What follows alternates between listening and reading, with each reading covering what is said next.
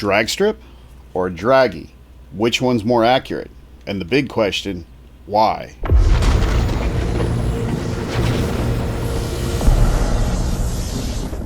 There are a bunch of YouTube videos out there comparing Dragy and Dragstrip times already, and we wanted to do our own comparison last time we were at the track, so we ran both. I'm going to put these up on the screen, and you can see that they correlate pretty well with each other. The Dragy and the Dragstrip times are usually certainly within a tenth of a second of each other in almost all cases, but sometimes within a hundredth of a second. Mile an hour, you might see a variance of a few tenths, more or less, but basically they correlate extremely well. Now, I'm using the word correlate for a specific reason, because they correlate with each other, but which one truly is more accurate? In order to figure that out, we need to know how they work. Now, I'm going to start with the Dragy. The Dragy is, well, it's a marvel of modern technology for like the current price of about 160 bucks. Like, you can't beat this thing. It's phenomenal because not only does it give you your drag strip increments and everything, but it gives you more data than you can get at a drag strip. But how does a Dragy work? Well, basically it uses GPS. So GPS requires 4 satellite connections. And then it uses a function called, it's similar to triangulation, but not really. It's called trilateration. You can Google it and look it up. But that's functionally how a Dragy works. It's basically a GPS that tracks you over time. And it puts out, again, pretty surprisingly close numbers to a drag strip. A drag strip works differently. It works by having beams of light across the strip with a sensor on the other side. Let's start at the beginning of the track. So you have a pre-stage light and a stage light. They're 7 inches apart. When your tire brakes, the pre-stage beam, the pre-stage lights go on. When you roll forward a little bit further, then it brakes the staging beam and the stage lights go on. And now you have the pre-stage and the stage lights on at the same time. When the tree drops and you leave, now let's back up for a second. Let's dispel a myth right now. Reaction time has nothing to do with your ET. No.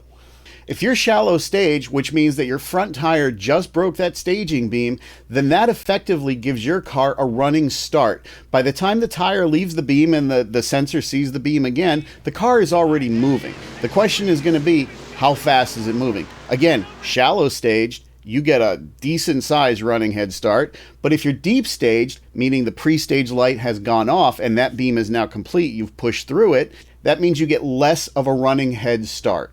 So that is one flaw of a drag strip timing setup. Now, you could play games with it. Again, why would you shallow stage versus deep staging? Well, shallow staging gives you a better time, simply put. Deep staging, on the other hand, is something that bracket racers try to do for a little bit more consistency or whatever, but not every class allows deep staging. Now let's talk about how a drag strip measures mile an hour and why a drag strip timing system can't give you a 0 to 60 time. It's because there are light beams 66 feet before the 8th mile mark and 66 feet before the finish line mark. And those are actually called speed traps. And when you break that beam at the 66-foot mark, you're obviously going slower than when you break the beam at the finish line, whether it's quarter or 8th mile, because you're accelerating through it. But it's a fairly simple calculation to figure out your average speed through that 66-foot speed trap. And that's how it works on a drag strip. Now, usually these speed traps are denoted on most drag strips with a X'd out box. There's foam orange blocks by the light beams, so you know where they are when you're racing down track.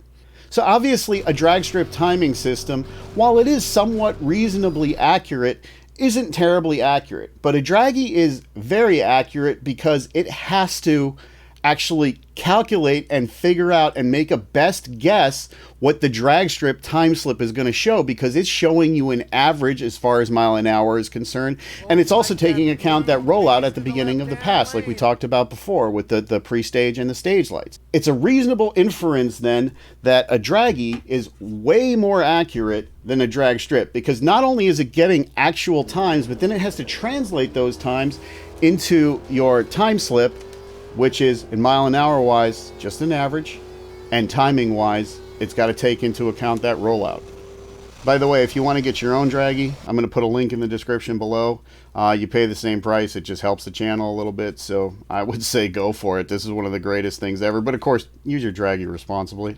So I hope this quick video helps you understand how drag strip timers work, how the Dragy works, and why the Dragy has to be more accurate, simply because, again, it's interpolating all that information. Now, as far as the electric turbo stuff is concerned, I've made a lot of phone calls, contacted a lot of people. It looks like we're going to try doing an abradable coating on the inside of the volute in the sledgehammer to see if that ups the efficiency, as well as meth injection, as well as a whole bunch of other stuff. I want to play with some brushless motor timing changes, which we can simulate with the small unit that I built when we started that mess way back when.